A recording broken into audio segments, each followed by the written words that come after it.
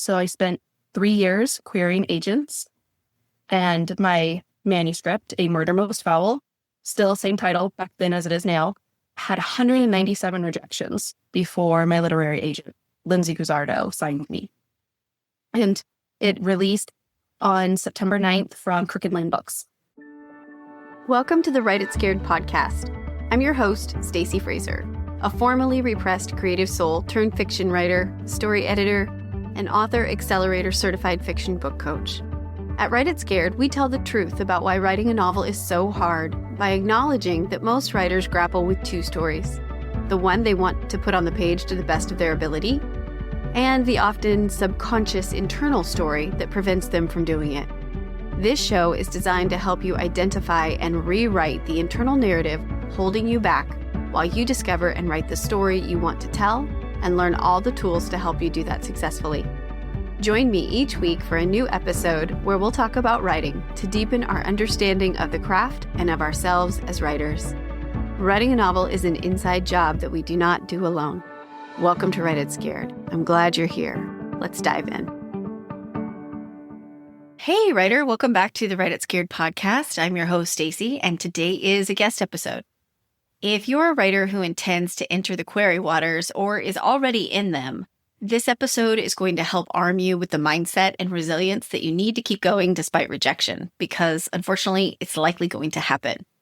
Today, I'm talking with cozy mystery author Carmela Dutra, whose debut novel, A Murder Most Foul, which is a hilarious chicken-themed whodunit set in the San Francisco Bay Area, came to life after nearly 200 rejections. She also went through multiple major revisions, and it all took a whole lot of elbow grease.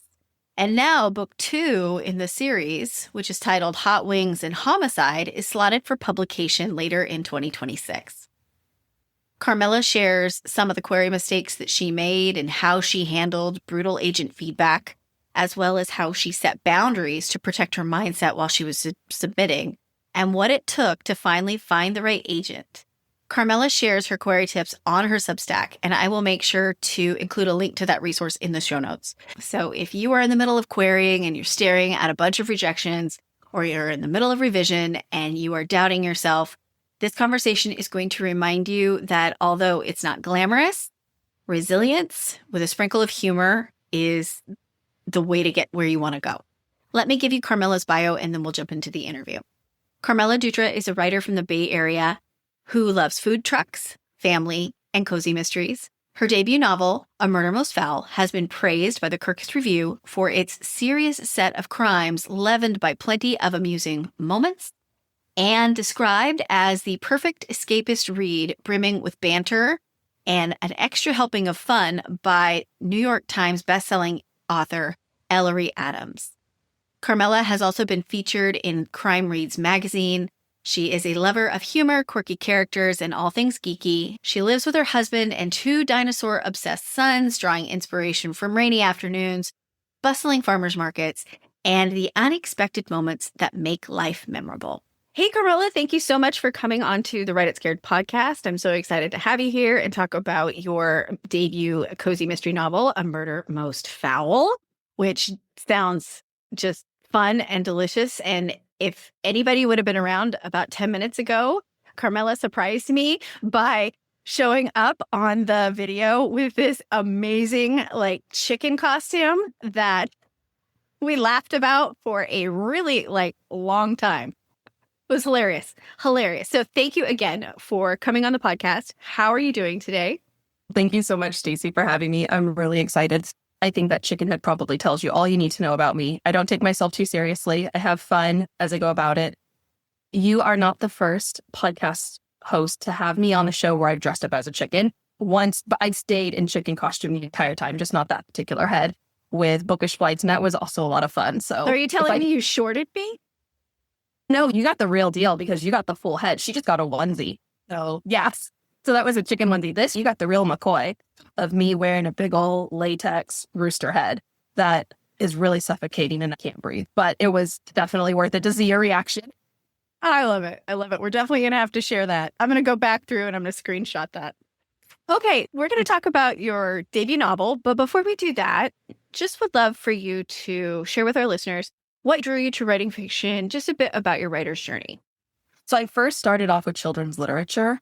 That was in 2011 when my first picture book came out, The Adventures of Lorenzo the Bear, just because I was a lazy aunt. My nephew wanted pictures to color. He wanted me to draw some pictures for him, and my niece wanted me to write a story for her. And I didn't want to do the work twice, so I just threw it all together. So that opened up the way for me to start exploring the world of children's literature. And I went on to write 5 stories there, 3 in the Adventures of Lorenzo the Bear series, 2 exploring the world of STEM education for girls with my Little Katie series. And that was fantastic. That was so much fun because with my Little Katie books, I was working exclusively with school districts in my area. So I would go in for author visits, talk with kids about girls in STEM, encourage them. We'd use that book and it aligned with the Common Core standards in this area. So it was great. I always knew that I wanted to write something more, do something bigger, but I always held myself back. Oh, it was overwhelming because I'm used to 1,000 words, roughly 1,000, 1,500. So the thought of writing something that was 80,000 words it scared me. It really did. And I had imposter syndrome. You couldn't do it. Stick with what you know. The pandemic happened. And just like everybody in the world, we had all this free time on our hands. So I decided to use that time to write a novel. And I chose to write a sci-fi, and it was horrible. I don't know why I did it, but I queried that sci-fi novel and it was so awful. I still can't believe agents requested it. But I did. I had several agents request it. And out of those agents, they all came back saying very similar things to me, that there was too much comedy, that there was already some mystery that was laying in the groundwork with what I had written. So several had suggested I try my hand at a rom-com because my voice lended itself to that. And then I remember one agent had said, why don't you try cozy mystery? I think you would do really well in that market. And it was like a light bulb moment. Why I hadn't tried cozy mystery. That's over 80% of my bookshelf is the mystery genre. So I did it. I buckled down. I wrote a cozy mystery and I got it as best as I could do it. And then I queried literary agents. So I spent 3 years querying agents, and my manuscript, A Murder Most Foul, still same title back then as it is now, had 197 rejections before my literary agent, Lindsay Guzzardo, signed me. And here it is today. It released on September 9th from Crooked Lane Books. Wow, congratulations. I want to dig into all of that and dig into how you felt during the time between querying a sci-fi and then querying the cozy mystery and experiencing those rejections. And that's a lot of feedback from agents. I've queried and I have only heard crickets. So to get feedback, that's unusual. What do you attribute to that? I was really fortunate to receive feedback throughout the process, both with my sci-fi novel and with my cozy mystery. I do realize from connecting with other authors who are querying that is not the norm to get as detailed feedback as I did. And I'm so grateful to those agents who did take the time to give me their thoughts, their opinions. I was really careful to make sure that if at all possible, I tailored each query letter to the agent.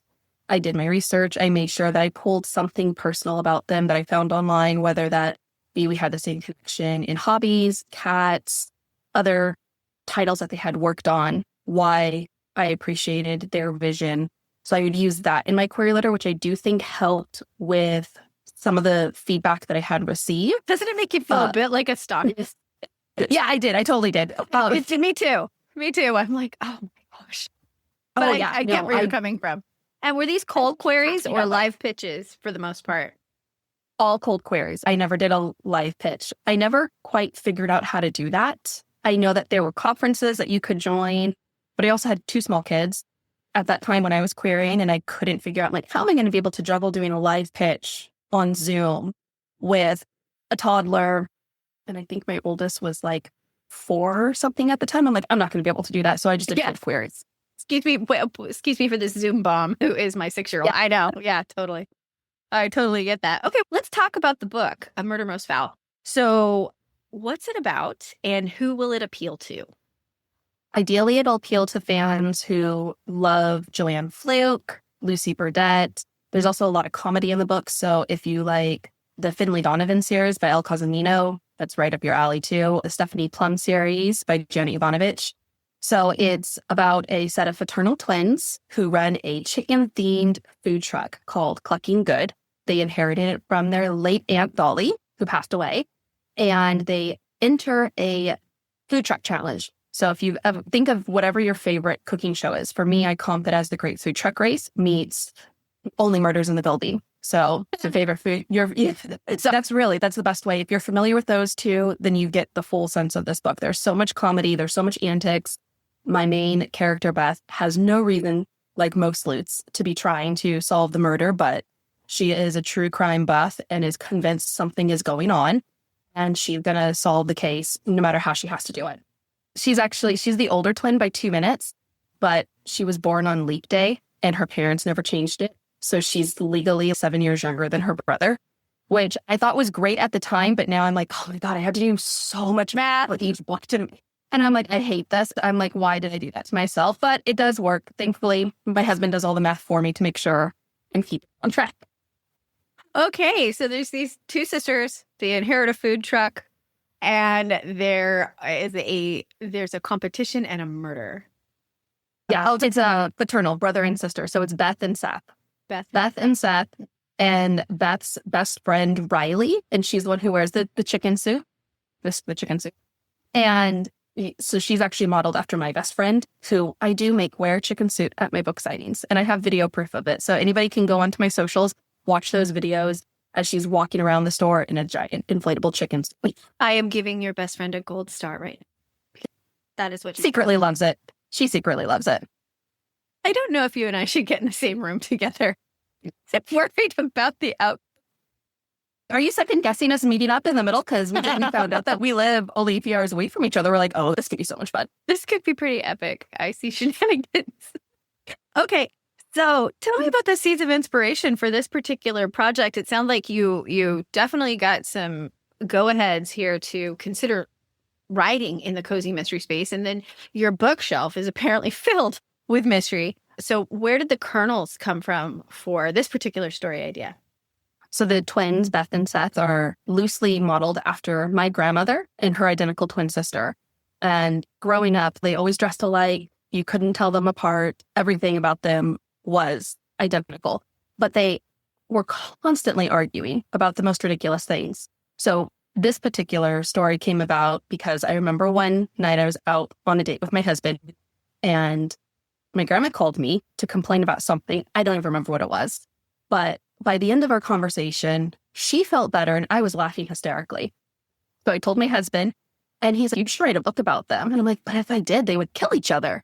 And then I was like, oh, wait a minute. What if I do this? But what if they solve the murder?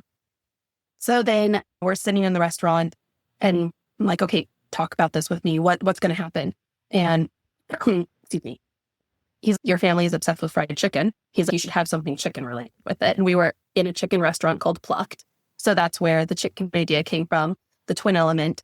And I knew I wanted it to be in the Bay Area because that's where I'm from. I'm a native. I wanted to take my favorite parts of the Bay Area and create this fictional town where my twins live. And I'm like, how could I do it? What could I do that would be unique, that would be catchy, that is also fresh? Because while I love bookshop, cozy mystery, coffee shop, libraries, there is an oversaturation of them sometimes. So there happened to be a food truck driving by. My husband said, what about a food truck? It could be mobile. You could go throughout the whole Bay Area and the possibilities are endless. So that's how it all came about. And then the cooking competition part came because we were watching Chopped. And then it was where like, oh, what if it turned deadly? And the name Chopped. And yes, so that's how it all meshed together. That is the most fun origin story. And I also want to give your husband a gold star. Awesome. What a great guy to roll this around with you. That is He's super supportive. That's so fun. That is so fun. He's super supportive. Sometimes he questions what did he get himself into because I make him pretend to be the victim while I have to test stuff out. So sometimes he does draw the line when I need to, like, I was trying to figure out which way a guy would fall if he gets kneed. And I'm not doing it. And I'm like, oh.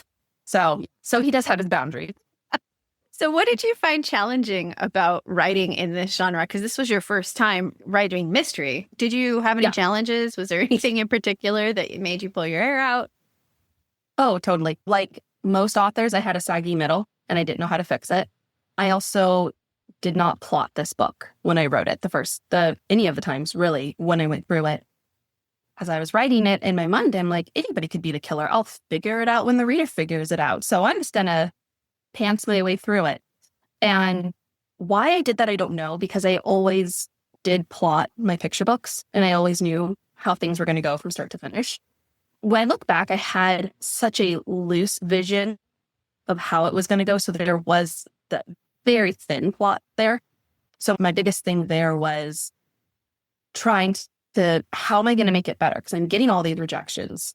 Each time I'm getting them, I was learning which were your form rejections, which ones were the genuine feedback, filtering that. I started getting some of the same feedback. Okay, I need to tighten this. Oh, and I also slipped between tenses so much. I didn't even realize I was doing that.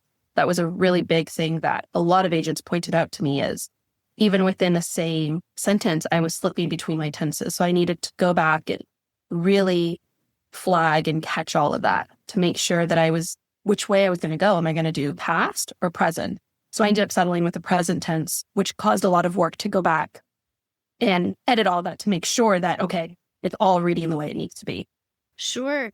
So if I remember correctly, you said that you queried this over 3 years, a 3-year period of time.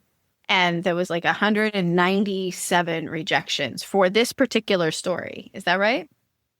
Yeah, this particular story was 197. Overall, counting my sci-fi, when I started that until my agent signed me, was 3 years. So this particular manuscript was probably like 2 years of querying.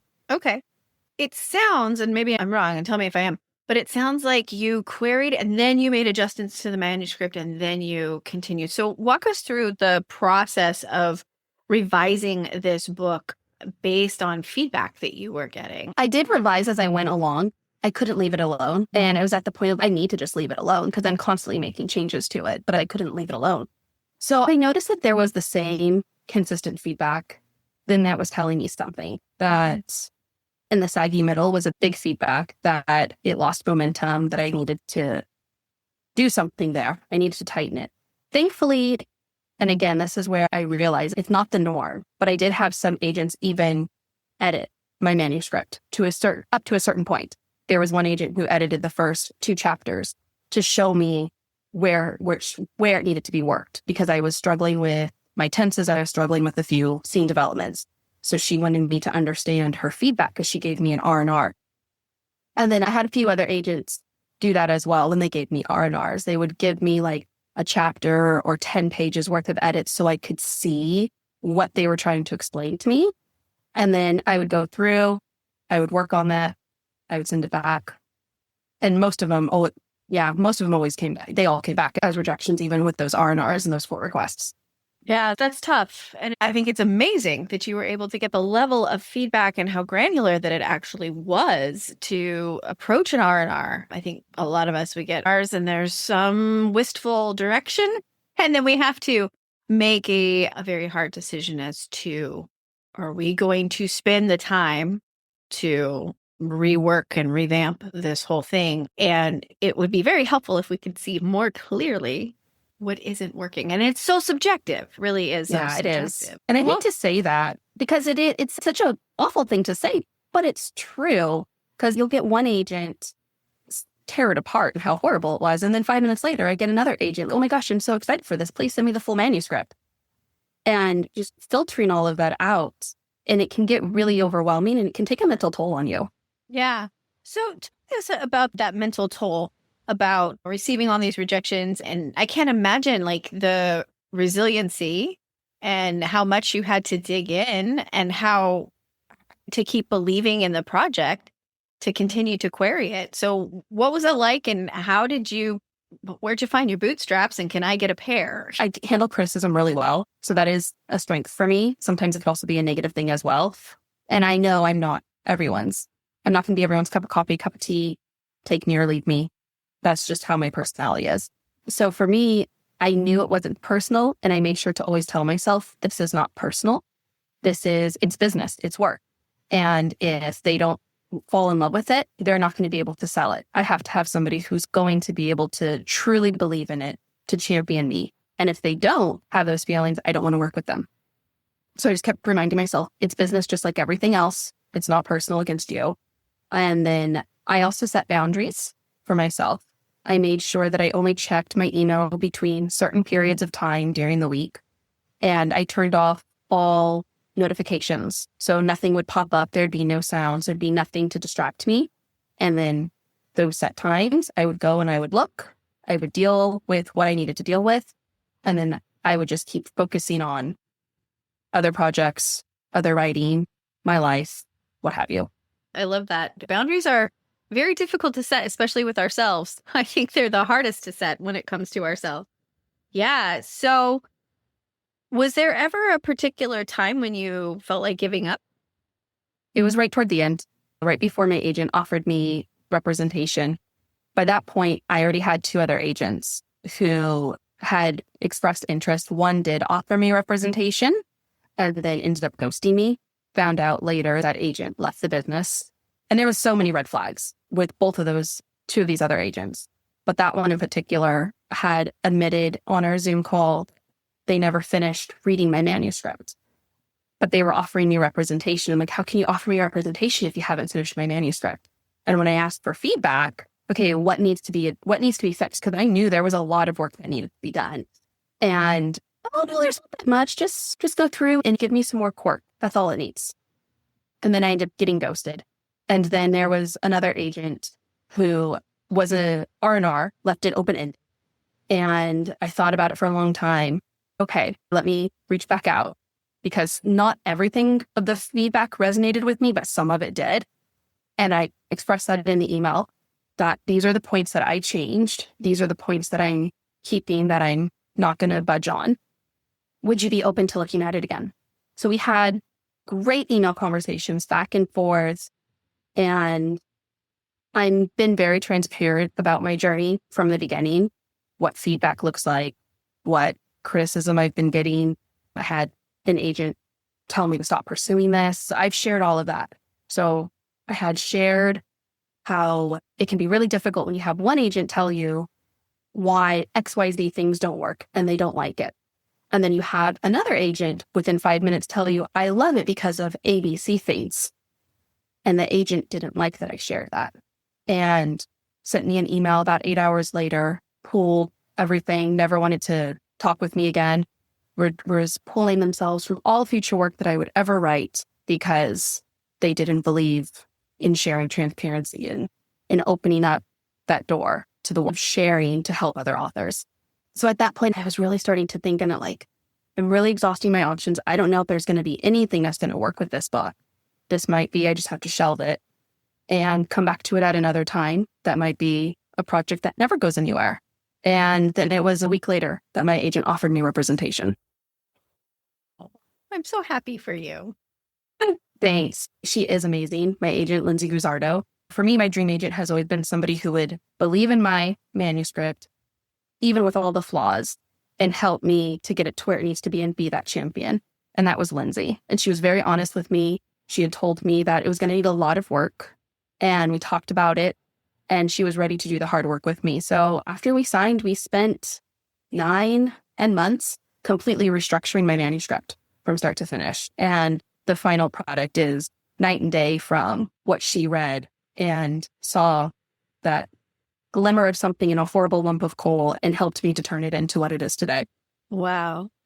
So given all that you've gone through with this particular book, and you started out with not plotting it, and I know now because I've dug around that you've got another book coming out. It's slotted for next spring? Is it next spring? Yeah. It's coming out in May of 26, May 12th.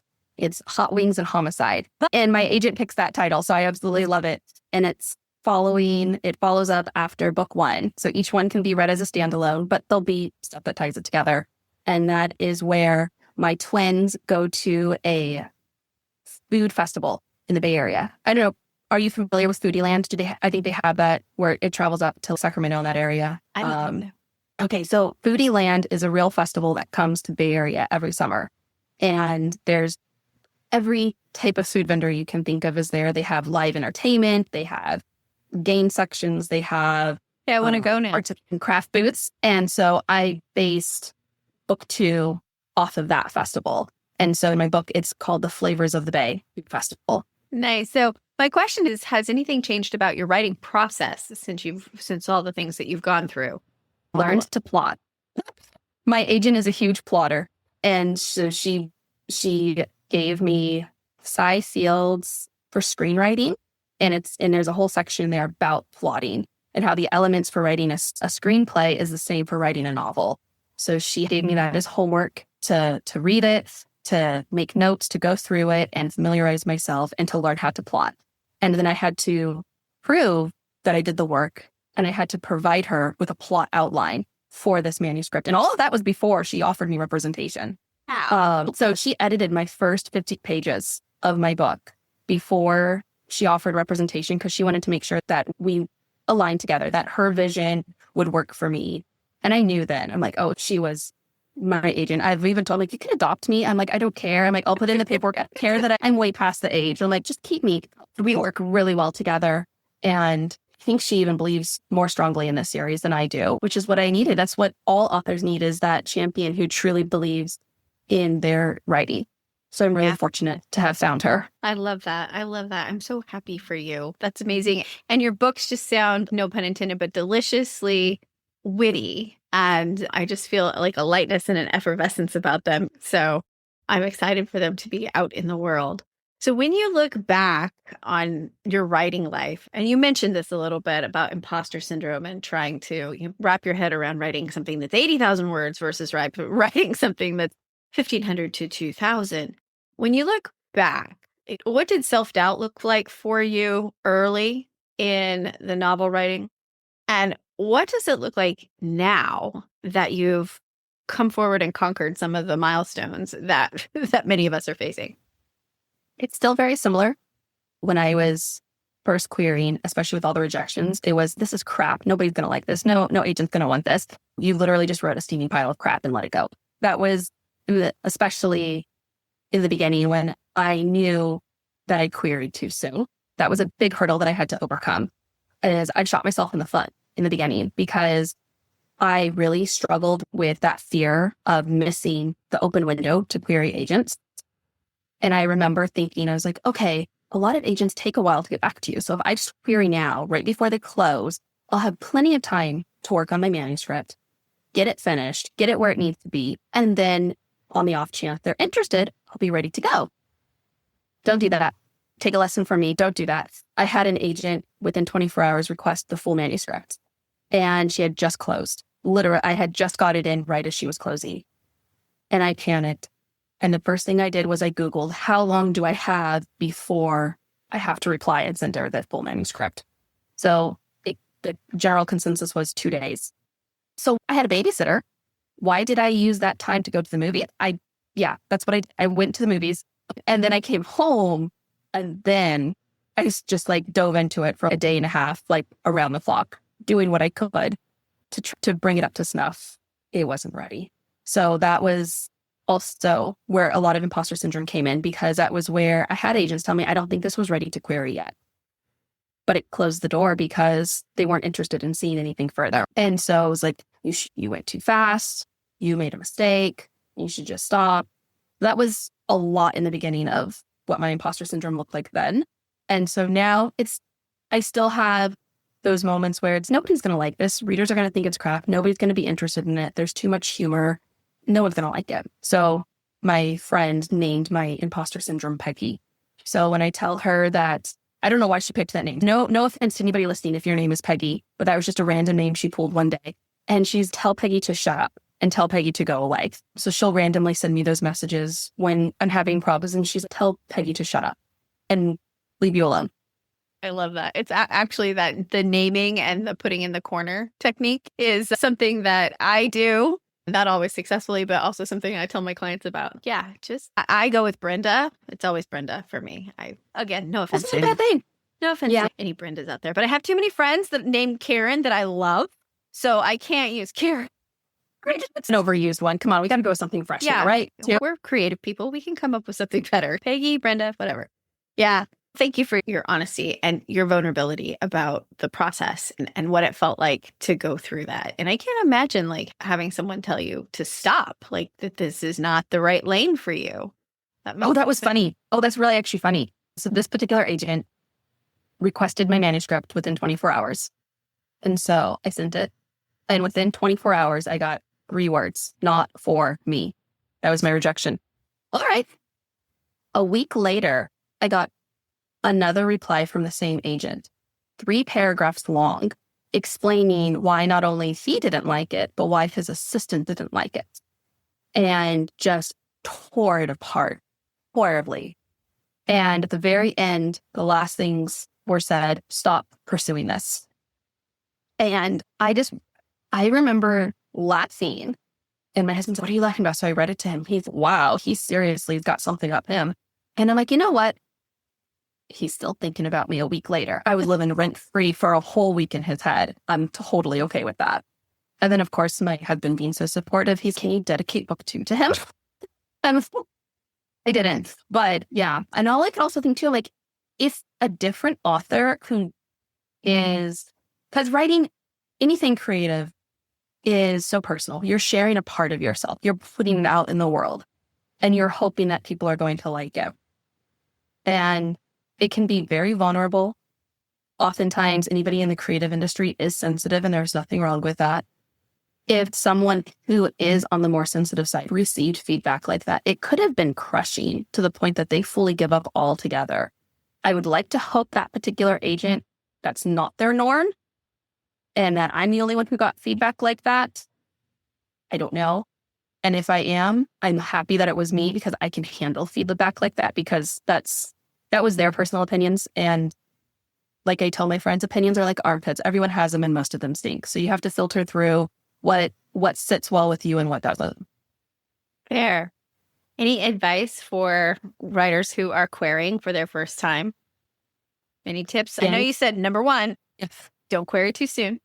That's my biggest tip. Don't query too soon. That's my biggest one. And the reason why is because oftentimes once you do query and you get that rejection, you don't get a second chance with that manuscript unless they give you that opportunity, or their directions on their website explain if you've done such a major overhaul, then you can resubmit it to them. So take your time. Agents are always going to be opening and closing. You're not going to miss your opportunity. You're going to have chances to query them later. Had I waited, I would have had a chance 9 months later to query that agent who rejected me, the very first one. And if you can try not to get in your head about it, try not to get in your head about it. That's easier said than done. And having a writing community that is so helpful. Being able to, in a safe place, talk with other authors, especially if they're going through the same process as you. You can vent, you can share your struggles, you can do so in a safe space. And also to share your highs too, because when you get that first rejection, celebrate it. It's a rejection. It's your first rejection. You should celebrate it. That somebody took the time to read your query. They took the time to read your manuscript, your sample pages. Celebrate it. Your first partial request, your first full, celebrate it. Your first personalized rejection, celebrate it. Celebrate what you can, and it'll help make those other parts easier and more enjoyable. I love that. We're just about to wrap up. I just have a few more quick questions to close. I know you said that you were writing this particular manuscript. You had littles at home. You still have littles at home. So how do you find the time to write? How do you make it happen? I do my best. It doesn't always look the same every first day. I was even talking with my therapist about that the other day and what my ideal time would look like. But the ideal time just never works. That's just another way for me to procrastinate. I take what I can. I write in chunks when I have them. Thankfully, my kids are older now. They're 9 and 6, so they have a better understanding of when the door is shut. Closed door. Unless something is broke. Yeah, unless something is broken or bleeding, do not come in here. I set timers for them too. Do not come to me until this timer ends. And my husband is so supportive. He truly has believed in my writing since day one. So when he comes home from work, again, I'm fortunate that he has a very flexible schedule and he's in construction. So he gets home early. And so when he comes home, I immediately just haul up in my windowless dungeon where I'm writing with the door shut. And then I'll come out and we'll eat dinner as a family. And that's the end of my day. So if I can get a couple hours in each day, I'm happy with it. If I can't, I'm not necessarily happy with it, but I accept it. Yeah. And shoot for the next day. Yeah. Excellent. Do you have any particular writing advice or creative advice that you've held on to that has functioned like a North Star for you? I think one thing that my agent said to me is just if believe in yourself and if it feels right, then do it. So for me, one time I did try to tone back on the comedy in my manuscript and it didn't feel right. And so I just lean into that because that's who I am. And oftentimes, at least for myself, I'm writing from my own life. There's parts, even if I try to keep it separate, there's still parts that come in. My writing reflects my voice as a person. So I lean into that. If it feels right, do it. In the end, it's once you're writing and your book comes to a certain point, it's for the reader, but it also has to be for you as the writer because you're the one who's creating and you have to enjoy the process with it. What would be your wish for your fellow writers out there working on their hopefully debut manuscript? What would you like to impart to them? I hope that they're happy with however things turn out, that they have peace. It's not a competition. There's enough readers in the world, and we need your books. We need the diversity in literature. We need to hear those stories, and don't let the negative criticism of somebody else hold you back from your true self. Share that. And even if I don't know you and you're listening to this, I'm here. I'm champion. I'm excited for you. I want to celebrate with you.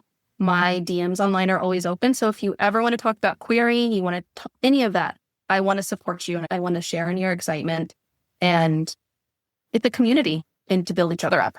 Absolutely. I love the rising tide lifts all boats.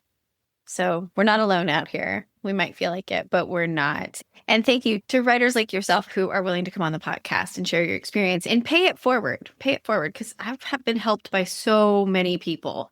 And just hearing other people's stories, right? That is my definition of hope, is hearing other people's experiences, because I believe that gives us compassion and gives us empathy for others as well as ourselves. So I cannot thank you enough. And I've already spilled the beans a little bit, but do you want to talk about the next project that you have coming up? And then let readers know where they can find you and also find A Murder Most Foul, which came out September 9th. So It's been out for a couple of months at the time that we've recorded this. A Murder Most Foul is available anywhere books are sold in all formats, paper, hardback, ebook, audiobook. My narrator, Tina Wollstonecroft, is amazing. Oh my gosh, she brought my characters to life in such a humorous way that I didn't even know was possible. So if you have Audible, if you have Kindle Unlimited, they give you one free audiobook a month. So you can listen to my book for free through Kindle Unlimited, through Audible, through Spotify. And Hot Wings and Homicide is book 2 that comes out May 12, 2026. So that's also set here in the Bay Area, still within the food truck realm.